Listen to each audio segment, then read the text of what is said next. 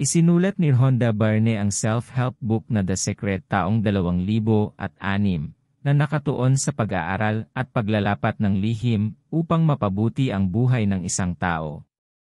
Ang sikreto ay ang batas ng pagkahumaling, na nagsasaad na ang ating mga kaisipan ay umaakit sa lahat ng nangyayari sa atin. Ang pinakadakilang mga palaisip, artista, at inventor ay lahat ay may kamalayan sa kapangyarihan ng lihim at ginamit ito upang baguhin hindi lamang ang kanilang sariling buhay kundi pati na rin ang mundo sa kanilang paligid. Maaari nating isipin ang anumang bagay, at ang universo ay walang katapusan at ipagkakaloob ito sa atin.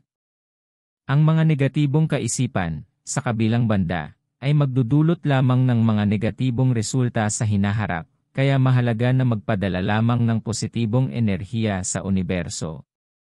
Kung lubos nating gagamitin ang lihim at lubos na naniniwala dito, bawat isa sa atin ay may kapangyarihang baguhin ang ating buhay. Ang Misteryo ni Rhonda Byrne ay isang libro sa kaugalian ng groundbreaking insight na pinaniniwalaan na ang mga haka-haka ay ang pinakakahanga-hangang kapangyarihan na alam ng tao. Ang pattern ng enerhiya na umaakit ng katulad na enerhiya ay nagsasabi na sa pag-aakalang ang mga tao ay tumutugon sa pag-ulit ng sansinukob gamit ang kanilang mga pananaw, maaari nilang ibalik ang kanilang inilagay sa universo. Bilang resulta, ang likas na katangian ng mga negatibong pag-iisip ng isang tao ay tumutukoy kung sila ay nakakakit ng higit na negatibo mula sa universo. Ang mga positibong pag-iisip ay may kakayahang magdala ng mabubuting bagay sa mundo. Dahil sa pangkalahatang tuntuning ito na ang mabuting enerhiya ay umaakit ng mabuti, ang pagbabago ng mga pagmumuni-muni ay ang pinakamahalagang hakbang patungo sa pagbabago ng mga kondisyon ng buhay. Ito ay isang universal, walang kinikilingan na batas. Ang mga damdamin ay ginawa ng mga pag-iisip na maaaring magamit upang subaybayan ang mga iniisip. May tatlong hakbang nakasangkot sa paggamit ng mga kaisipan upang lumikha ng anuman. Magtanong, maniwala, at tumanggap ay ang mga hakbang na ito. Ang paunang kahilingan ay dapat bigyang diin ang layunin kaysa sa kasalukuyan. Ibibigay ng universo ang nag-iisip kung ano ang gusto nila kung handa silang tanggapin ito. Tinutukoy ng mga iniisip ng tatanggap kung gaano katagal ang isang kahilingan. Ang taong humihiling ay hindi dapat umasa sa hindi nila gusto, dapat mamuhay ng may maraming pasasalamat, at dapat palaging positibong mag-isip tungkol sa nakaraan at sa hinaharap. Maaaring gamitin ang mga estratehiyang ito para sa ikabubuti ng mundo, pag-ibig, kayamanan, at kalusugan. Ang universo ay sapat na sagana upang matiyak ang kapakanan ng lahat. Susing mahalagang mga punto. Sa punto kapag ang mga individual ay may kung ano ang nangyayari upang labanan, ang partikular na sitwasyong iyon ay kumonsumo ng kanilang mga pagmumuni-muni na nagiging sanhi ng mas malaking pesimismo sa kanilang buhay. Ang mga positibong kaganapan ay mas malamang na mangyari para sa sinumang abala sa mga positibong pag-iisip at tiwala sa kanilang kakayahang makamit ang kanilang mga layunin. Dahil ang mga kaisipan ay may enerhiya, ang enerhiya ay sumasalamin sa isang tiyak na dalas, at ang universo ay tumutugon sa parehong dalas, ang batas ng pagkahumaling ay gumagana. Ang mga kahilingan ay dapat gawin ng walang kasamang anumang negatibo, at may diin sa kung ano ang mangyayari kapag ang layunin ay natugunan. Hindi na kailangang magtanong ng maraming beses. Ang taong humihiling ay dapat magkaroon ng pananampalataya na ang kahilingan ay natanggap at matutupad sa sandaling ang kahilingan ay ginawa. Ang humihiling ay dapat kumilos na parang natupad na ang kahilingan upang maging nasa estado ng pagtanggap. Ang paggamit ng batas ng pagkahumaling ay nangangailangan ng kakayahang magkaroon ng kamalayan sa mga iniisip ng isang tao, at ang mga positibo at negatibong emosyon ay nagpapahiwatig kung ang mga iniisip ng isa ay positibo o negatibo. Ang isang taong humihiling ay maaaring humiling sa universo napaalalahanan sila na bigyang pansin ang kanilang mga damdamin dahil mahalaga para sa kanila na subaybayan ang kanilang mga damdamin. Kung ang lahat ay gumagamit ng batas ng pang-akit, ang universo ay sapat na malaki upang matugunan ang mga pangangailangan ng bawat tao at ang mga pangangailangan ng lahat. Punto 1.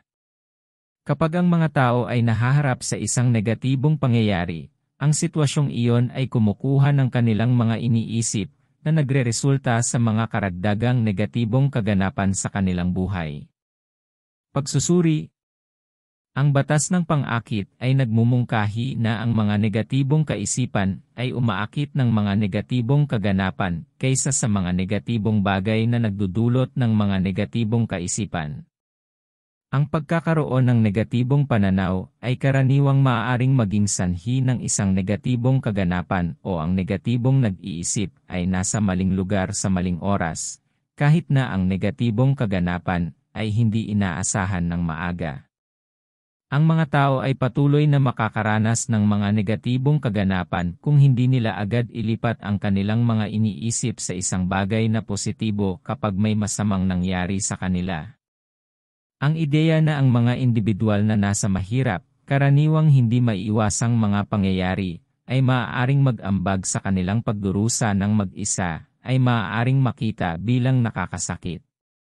Taliwas sa nakasanayang karunungan, pinaniniwalaan ng batas ng pang-akit na maging ang mga taong naapektuhan ng mga kakatuwang aksidente at mga natural na sakuna ay sanhi ng kanilang mga kalagayan. Ang mga biktima ng genetic disorder, cancer, at iba pang maiiwasang sakit ay ginawa ang kanilang sarili na mahina sa pamamagitan ng paniniwalang sila ay madaling kapitan sa mga kondisyong yon, ayon sa pagtanggap sa batas ng pang-akit. Ito ay maaaring mukhang wasto sa mga taong nag-iisip na ang simula ng kanilang kapuspalad na mga kondisyon ay nagsimula sa pagtanda, mula ng pag-aralan ang mga pananagutan ng matatanda at alamin ang tungkol sa mga resulta. Ang mga aktibidad ay maaaring magdulot ng mga stress na kamakailan ay wala sa isang tao. Mahirap para sa isang bata na mag-alala tungkol sa mga bayarin, at magiging mas simple para sa isang bata na lubos na maniwala na ang kanilang mga kagustuhan ay nagresulta sa isang tunay na pagbabago sa sitwasyong pinansyal ng kanilang pamilya.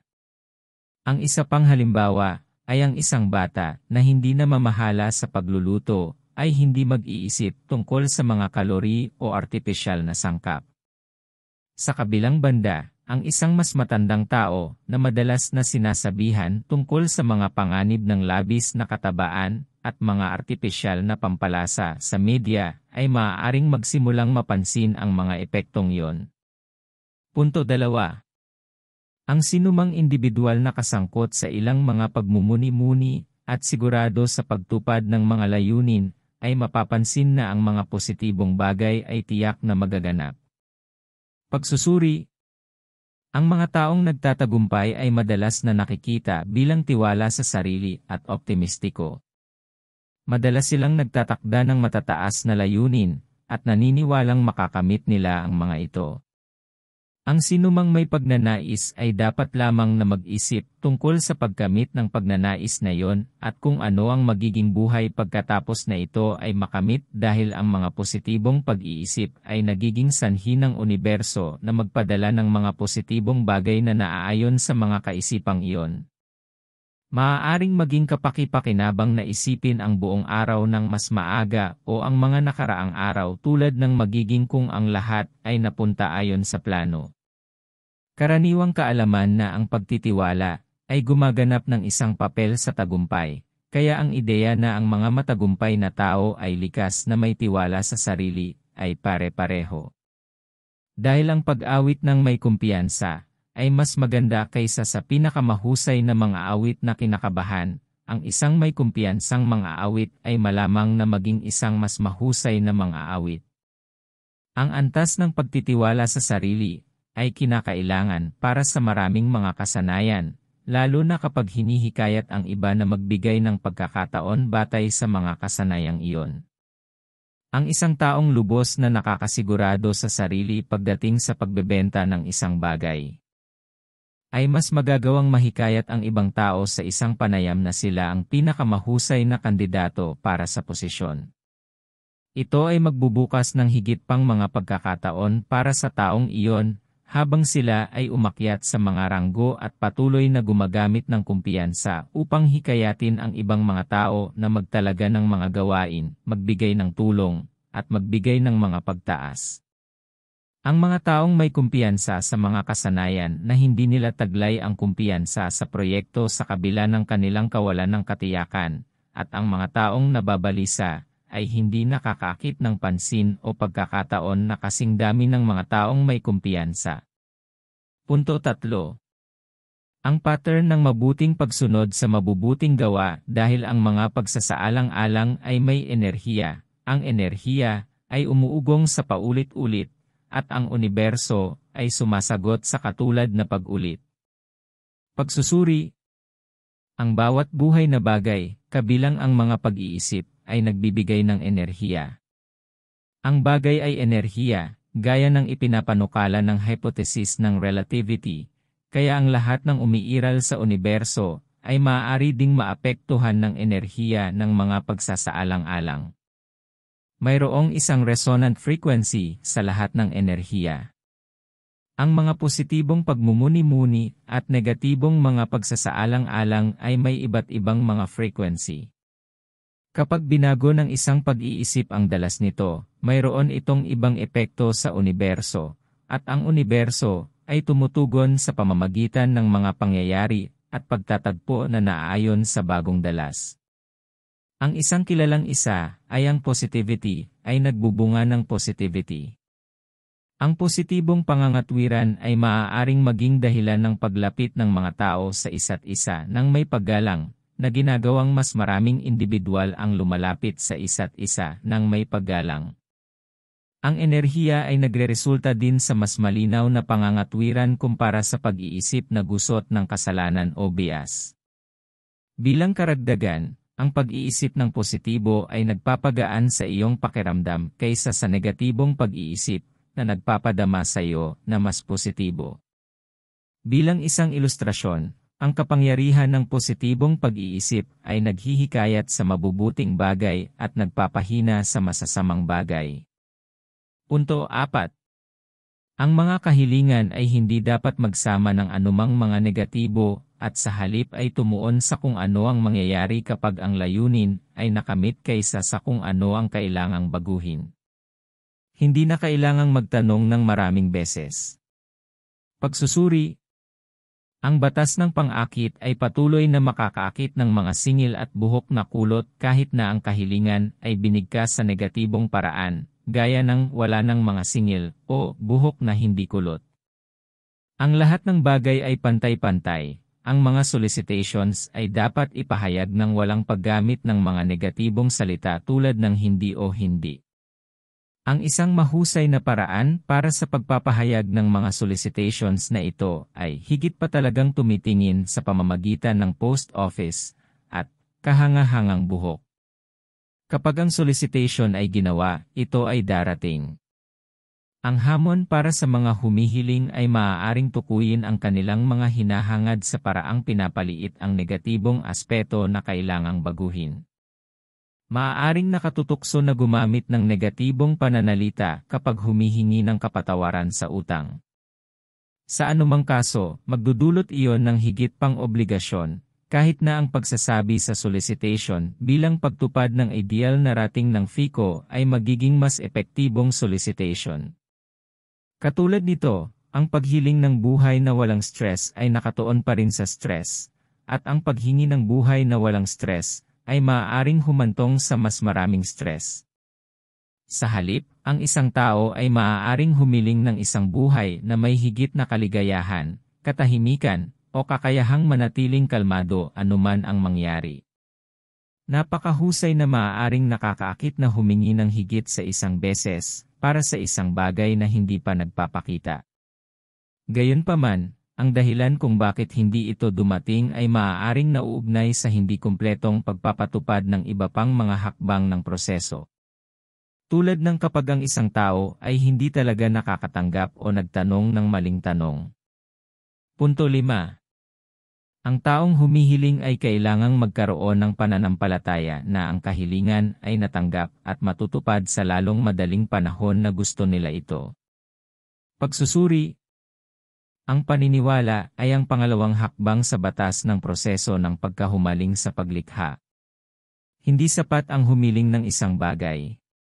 Dahil ang kawalan ng paniniwala ng humihiling ay makikita sa dalas ng pagpasok ng mga pag-iisip sa sansinukob, posible para sa kanila na humingi ng anumang bagay at hindi ito matanggap. Ang tunay na paniniwala ay magbibigay sa mga pagmumuni-muni ng wastong pag-ulit at magiging sanhi ng perpektong reaksyon mula sa sansinukob. Sa pamamagitan ng paghingi ng isang bagay na hindi ka panipaniwala at pagturo na hindi ito nangyari, sinuman ay maaaring magpasya na subukan ang batas ng pagkahumaling. Ang isang may pag-aalinlangan ay hindi magkakaroon ng pananampalataya na ang proseso ay magiging matagumpay, nahahadlang sa kanila sa batas ng paggawa ng atraksyon. Ang isang taong handang bigyan ang proseso ng isang taos-pusong pagsubok ay maaaring mas magtagumpay, at ang isang tao na sinubukan ang lahat ng iba pa at nakikita ang batas ng pagkahumaling bilang ang tanging solusyon na natitira ay mas magtatagumpay. Kasabay nito, ang paghatol ay maaaring ang pinakamahirap na hakbang ng ikot ng paglikha, at ang pinakamahirap na pag-aralan kung ipagpalagay na ang pakikipag-ugnayan ay nahuhulog. Halimbawa, kung may utang pa rin ang isang tao, dahil hindi siya lubos na naniniwala sa law of attraction, lumalaki ang kanyang pagdududa dahil tila nabigo ang proseso. Ang isang taong nakapansin sa cycle, at nagmumungkahi na tumulong sa paggamit ng pattern ng mabuting pagsunod sa kabutihan, ay hindi kailanman makakaalam ng walang pag-aalinlangan kung ang humihiling ay taimtim na naglalagay ng stock ng sabay-sabay. Punto 6. Ang humihiling ay dapat kumilos na parang natupad na ang kahilingan upang maging nasa estado ng pagtanggap. Pagsusuri. Ang huling hakbang ng paglikha ay ang maging handa upang makuha ang nabanggit na bagay. Ang pagiging nasa kondisyon ng pagkuha ay inaasahan na ang humihiling ay magbibigay ng puwang sa kanilang buhay para sa pagbabago at tanggapin na ito ay epektibong natutugunan. Hindi makapaghintay ang mga pagsasaayos ng pamumuhay hanggang sa mapansin ng humihiling ang pagbabago.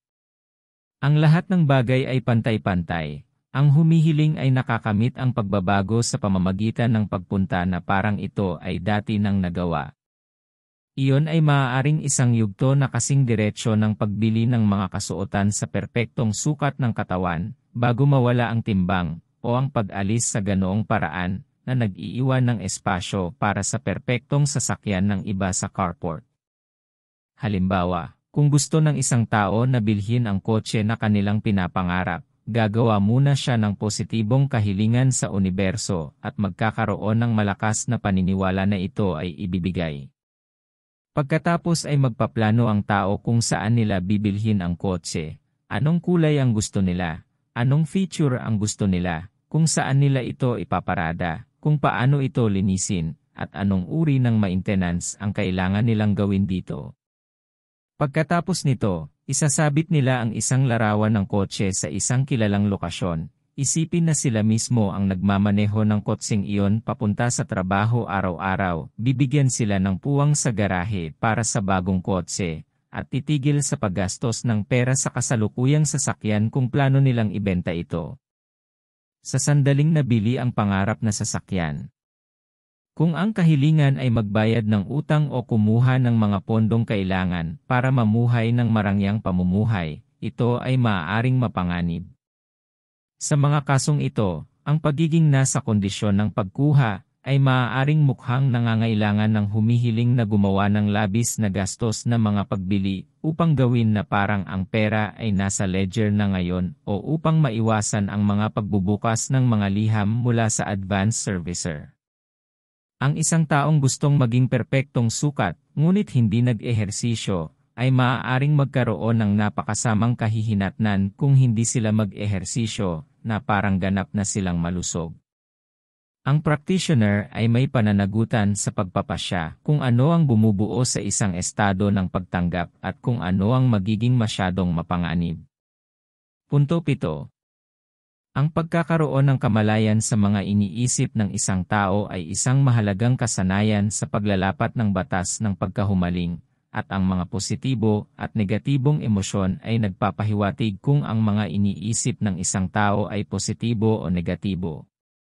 Ang isang taong humihiling ay maaaring humiling sa universo, na paalalahanan sila na bigyang pansin ang kanilang mga damdamin, dahil mahalaga para sa kanila na subaybayan ang kanilang mga damdamin. Pagsusuri. Mahalagang tandaan na hindi maganda ang pakiramdam ng isang tao kung nag-iisip siya ng mga negatibong kaisipan, at na hindi makakasama ang isang tao kung hindi siya nag-iisip ng mga negatibong kaisipan.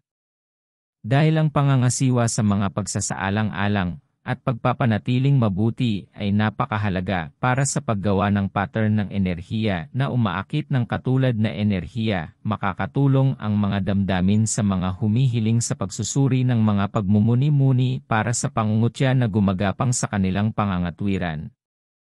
Ang kamalayan sa sarili na ito ay maaari ding sarili nitong kahilingan, na maaaring magresulta sa panapanahong pagpapaalala ng universo sa humihiling kapag sila ay nagambala o napunta sa mga negatibong kaisipan ng hindi namamalayan.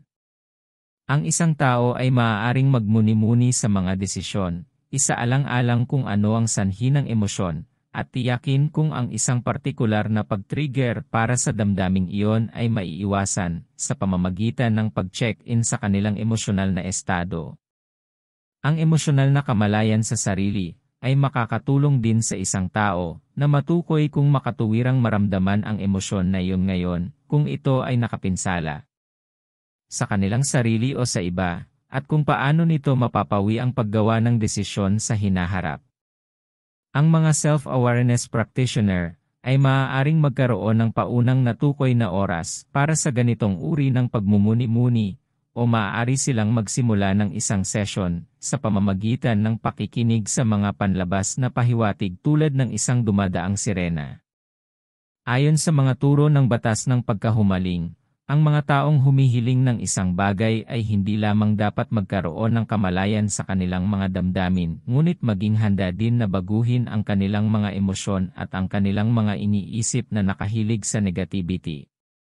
Ang anumang uri ng negatibong pag-iisip ay maaaring huminto sa batas ng pagkahumaling sa paggawa, kaya ang pagpapalit ng mga kaisipang iyon sa mga positibo ay nagsasangkot ng pamamahala ng galit at iba pang mga kasanayan sa pag-unawa sa pag-uugali. Punto 8. Kung ang lahat ay gumagamit ng batas ng pang-akit, ang universo ay sapat na malaki upang matugunan ang mga pangangailangan ng bawat tao, at ang mga pangangailangan ng lahat. Pagsusuri. Ang batas ng pang-akit ay hindi kinikilala ang anumang mga limitasyon sa pandaigdigang agrikultura o ekonomiya na maaaring isipin ng mga tao na umiiral. Ang tanging balakid kapag gumagawa ng isang kahilingan na tila napakalaki, ay ang paniniwala ng humihiling na ito ay matutupad. Sa makatuwid, ang mundo ay magbibigay ng pagkain, pera, at romantikong koneksyon na kinakailangan upang matugunan ang mga pagnanasa ng isang tao kung gagamitin nila ang batas ng pang-akit upang makamit ang kayamanan, pagkain, at pag-ibig. Tinitingnan ng mga tao ang mundo bilang napipigilan ng isang zero-sum na senaryo. Dahil ang pera ay ginawa sa ilalim ng kontroladong mga kondisyon, ang isang taong may mas maraming pera ay mas kaunti. Batay sa arable soil square footage, supply ng tubig, sikat ng araw, at nutrients sa lupa, maaaring lumitaw na may limitasyon sa dami ng pagkain na maaaring gawin at, dahil dito, ang bilang ng mga taong maaaring pakainin. Ang pag-ibig ay tila ang pinakamahusay na halimbawa ng isang zero-sum na sitwasyon dahil ang bawat tao ay maaari lamang ikasal sa isa pang tao. Dahil isang tao lamang ang maaaring ikasal sa alinman sa kalahati ng isang mag-asawa, ang pag-ibig ay tila ang pinakamahusay na halimbawa ng isang zero-sum na sitwasyon. Kahit na maraming tao ang gustong magpakasal sa isang idolo, mas malamang na mayroong perpektong kapareha para sa lahat ng gusto nito. Ang mga diskarte sa pagsasaka ng aquaculture, na nagpapalawak ng agrikultura mula sa lupa hanggang sa baybayin, ay mga halimbawa kung paano pinapataas ng mga pagsulong ng siyensya ang kapasidad ng planeta na gumawa ng pagkain.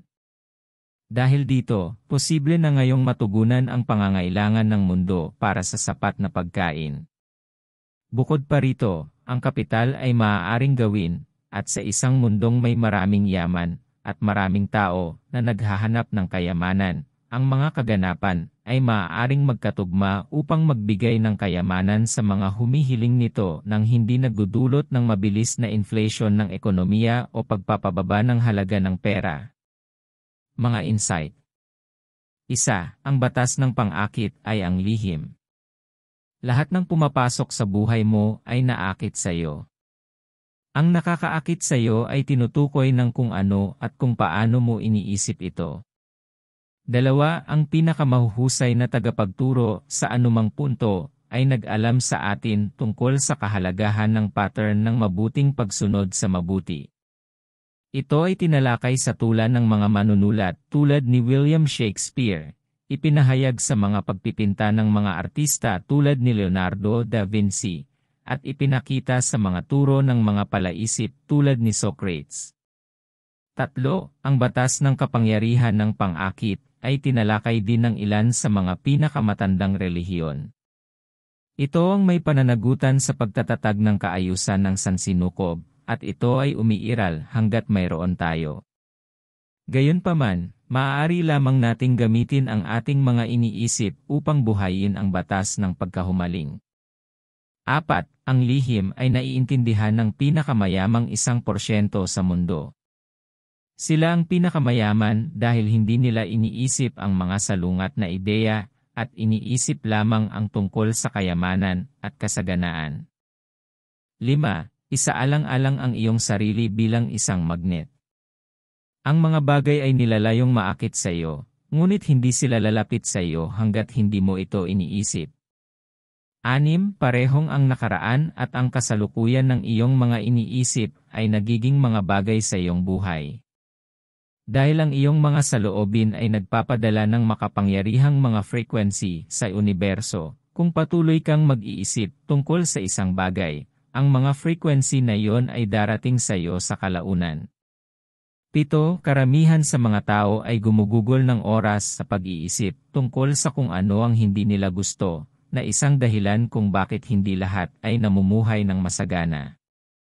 Kasunod nito, paulit-ulit na nangyayari sa kanila ang mga negatibong bagay. Ang universal na batas ng pagkahumaling ay tumutugon sa lahat ng mga frequency ng pag-iisip. 8. Patuloy na kukunin ng universo ang iyong mga iniisip at isasalamin ang mga ito pabalik sa iyo sa mga karanasan sa buhay, hindi alintana kung naniniwala ka o naiintindihan mo ito. 9. Ang pag-iisip ay nagdudulot ng paglikha. Ang iyong hinaharap na buhay ay ginagawa sa tuwing iniisip mo.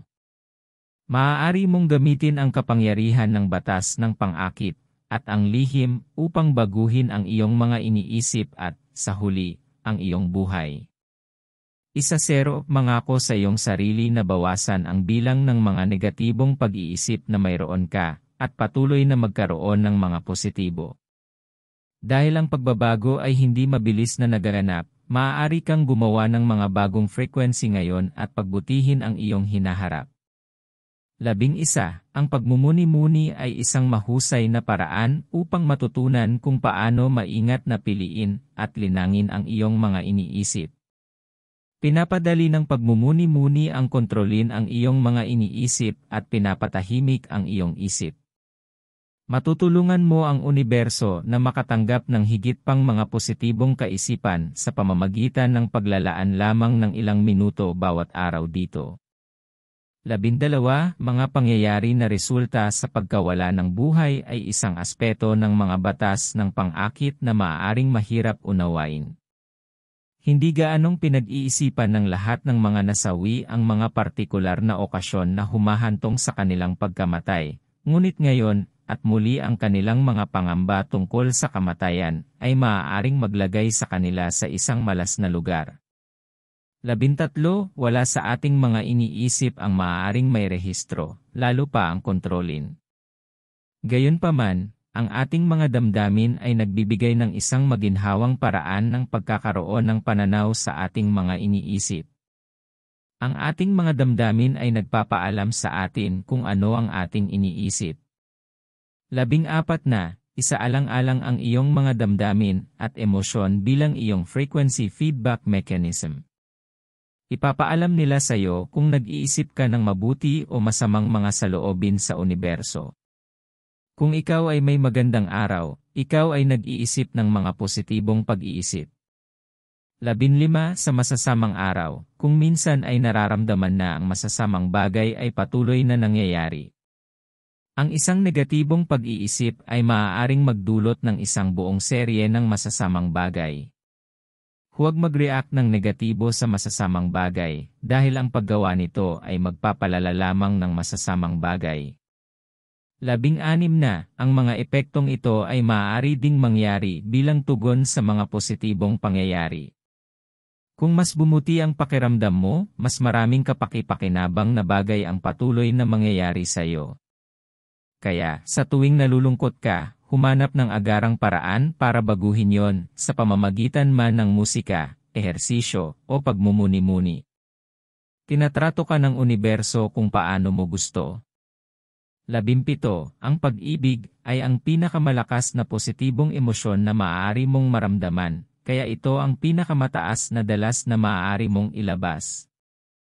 Makikinabang ka sa mga pag-iisip ng pag-ibig kung iisipin mo ang mga ito. 18. Tandaan na ang iyong mga negatibong kaisipan ay hindi maaaring magdulot ng pinsala sa sinuman. Ang sansinukob ay magdadala lamang sa iyo ng mga miserableng karanasan bilang resulta ng mga negatibong kaisipang iyon. Iwasang mabiktima ng bitag na ito. 19. Ang malikhaing proseso, o ang proseso ng paglikha ng iyong perpektong buhay, ay binubuo ng 3 hakbang: maniwala, magtanong, at tumanggap. Maging malinaw kapag tinanong mo ang universo kung ano ang gusto mo. Ang magkahalong emosyon ay magresulta lamang sa magkahalong resulta. 20. Upang tanggapin, dapat ay mayroon kang ganap at walang halong pagtitiwala na kung ano ang mangyayari sa iyo ay isang agarang kahihinatnan ng iyong dating iniisip at hinihiling. Ang batas ng pang-akit ay magbibigay sa iyo ng higit pa sa iyong hiniling kung naniniwala ka. 21. Upang makumpleto ang 3 hakbang, ang pagtanggap, ang kailangan mo lang gawin ay magpasalamat at maging kontento sa iyong natanggap. Pananatilihin ka nitong mag-isip ng mga positibong kaisipan, at magdadala sa iyo ng mga positibong karanasan. 22. Ang malikhaing proseso ay may kapangyarihang baguhin ang lahat ng aspeto ng buhay ng isang tao, kabilang ang timbang ng isang tao. Kailangan mong mapagtanto na ang iyong timbang ay salamin ng iyong mga iniisip at itigil ang pag-iisip tungkol sa pagbaba ng timbang. Ang mga ito ay karaniwang mga matabang kaisipan. Tinatakpan ng mga kaisipang ito ang anumang mga pisikal na kakulangan na maaaring mayroon ka. 23. Ang pagkonsumo ng pagkain ay hindi nagreresulta sa pagtaas ng timbang, maliban kung naniniwala kang nangyayari ito. Kailangan mong gamitin ang creative process at mag-isip ng iba. Tingnan ang mga larawan ng mga katawan na hinahangaan mo at magpanggap na mayroon ka ng perpektong katawan para hilingin ito. 24. Subukang huwag sukatin ang iyong sarili, at sa pangalawang pag-iisip bumili ng mga damit para sa iyong pinakamainam na katawan ng maaga. Ito ay tutulong sa iyo na lubos na magtiwala sa iyong nililok na pangangatawan. Bago mo makuha ang gusto mo, kailangan mong maging mabuti sa iyong sarili. Kung hindi mo gusto ang katawan na mayroon ka ngayon, hindi mo maakit ang perpektong katawan. 25. Ang oras ay isang build sa universo. Huwag mag-alala kung kailan magkakatotoo ang lahat ng iyong mga ideya dahil, sa ilang paraan, nagagawa na nila ito. Kung hindi mo makuha ang gusto mo, hindi ka maniniwalang mayroon ka na. 26. Ibibigay sa iyo ng universo ang eksaktong hinihiling mo, kaya dapat mong simulan ang pag-asa sa magagandang bagay. Sa pamamagitan ng paggamit ng pattern ng enerhiya na umaakit ng katulad na enerhiya, maaari mong idisenyo ang iyong araw ng mas maaga sa iyong proseso ng pag-iisip tungkol dito, at mamangha sa kung paano ito tumutupad sa iyong mga pagpapalagay. 27. Maaari mong simulan ang pagbabago ng iyong buhay ngayon sa pamamagitan ng pagbuo ng isang rundown ng mga bagay na iyong pinasasalamatan. Magsisimula kang makakita ng pagtaas sa dami ng mga positibong bagay na natatanggap mo bilang resulta ng pagbabagong ito sa iyong lakas at pag-iisip. 28. Ang kapangyarihan ng pasasalamat ay naunawaan ng lahat ng pinakamatagumpay na individual sa kasaysayan. Ang mga tao ay nananatili sa kahirapan kapag gusto nilang yumaman, ngunit hindi pinahahalagahan kung ano ang mayroon sila. 29. Ang visualization ay ang mabisang proseso ng pag-iisip sa isip ng mga resulta ng mga paparating na kaganapan. Kapag ginawa mo ito, magkakaroon ka ng mga kaisipan at emosyon na kailangan mo upang magpadala ng mga frequency sa universo na mas makapangyarihan. 30. Ang kwento ng 10 taong gulang na si Colin ay isang halimbawa na malinaw na nagpapakita ng kapangyarihan ng visualization. Sa pagtatapos ng isang buong araw na pumipigil sa mga linya sa Disney World, naisip ni Colin na sumunod na araw sa bawat linya. Nang random na napili ang kanyang pamilya para makatanggap ng libreng VIP pass, nangyari ito. 31. Isa pang paraan para sa paglarawan ng iyong kinabukasan ay sa pamamagitan ng paggawa ng dream board. Ilagay ang mga larawan ng iyong perpektong buhay sa hinaharap at ang iyong mga layunin sa isang board na itinalaga para sa layuning ito. Araw-araw, tingnan ito upang makita kung alin sa mga bagay na ito ang natanggap mo sa paglipas ng panahon at makaramdam ng pasasalamat para sa mga ito. 32. Kung mayroon kang anumang pagnanais na maging maayos, kailangan mong isipin ang iyong sarili na mayaman. Iwasan ang pagtuunan ng pansin ang iyong kahirapan dahil ang paggawa nito ay hahantong lamang sa mas maraming sitwasyon na magpapaalala nito. Lumapit sa iyong malikhaing isip at tunay na tanggapin na ikaw ay mayaman at sa lalong madaling panahon, magiging ikaw. 33. Kung ikaw ay nag-aalala tungkol sa utang at may utang, ikaw ay makakakuha lamang ng mas maraming utang. Magtatag ng plano para sa otomatikong pagbabayad at sa halip ay tumutok sa kaunlaran. Kapag sa huli ay nakamit mo ang kasaganaan, ang utang ay maglalaho sa sarili nitong. 34. Isang paraan para makakuha ng pera ay ang pamimigay nito. Iniisip mo, marami akong pera, bilang resulta. Gayunpaman, hindi mo dapat ituring ito bilang isang sakripisyo sa pananalapi dahil ang paggawa nito ay nagdudulot ng sama ng loob at kasunod ng mga negatibong frequency. 35. Siguraduhin na ang iyong mga aksyon ay sumasalamin din sa iyong mga iniisip at layunin. Kung gusto mo ng kapareha, kailangan mong magpanggap na mayroon ka na at ilarawan ang iyong sarili na may isa. Halimbawa, kung mayroon ka lamang puwang para sa isang tao, ang pagbibigay ng puwang para sa dalawa ay makakatulong sa iyong mag-isip ng mas malinaw. 36. Dapat mong tratuhin ang iyong sarili ng may pagmamahal at paggalang sa kaganapan na inaasahan mo ang isang mapagmahal, mapagalang na relasyon. Kung hindi nagpapadala ka ng mensahe na hindi ka karapat-dapat sa pagmamahal at paggalang. 37. Kung ikaw ay may sakit, maaari mong pagalingin ang iyong sarili at alisin ang sakit sa pamamagitan ng pagbabago ng iyong mga negatibong pag-iisip sa paligid. Ang mga sakit ay hindi makakaimpluwensya sa isang katawan na nasa isang solidong malalim na estado. 38. Subukang huwag tutulan ang mga negatibong bagay sa planeta, tulad ng salungatan o gana. Binibigyan mo lamang ang universo ng higit pang mga pag-iisip tungkol sa gutom at digmaan. Sa halip, tumuon sa pagkamit ng kapayapaan at pagtiyak na ang lahat ay may sapat na pagkain na makakain. Ang paggawa nito ay magdidirekta ng higit sa iyong lakas patungo sa mga katotohanang iyon. 39. Huwag mag-alala tungkol sa mga mapagkukunan, dahil ang universo ay walang katapusan at binibigyan tayo ng gusto natin. Ang pangunahing bagay na naghihigpit ay ang ating utak. 40. Sa aming karaniwang pangunahing antas, sa ilalim ng tissue, organo, at iota, ay enerhiya. Magagamit natin ang universo para sa anumang maiisip natin dahil tayo ay enerhiya. 41. Huwag isipin ang iyong mga nakaraang kasawian, kahirapan, o pang-aabuso dahil ang paggawa nito ay magdudulot lamang ng mga problema sa hinaharap. Ang batas ng pang-akit ay gagana para sa iyo kung tumutok ka sa magandang pakiramdam. 42.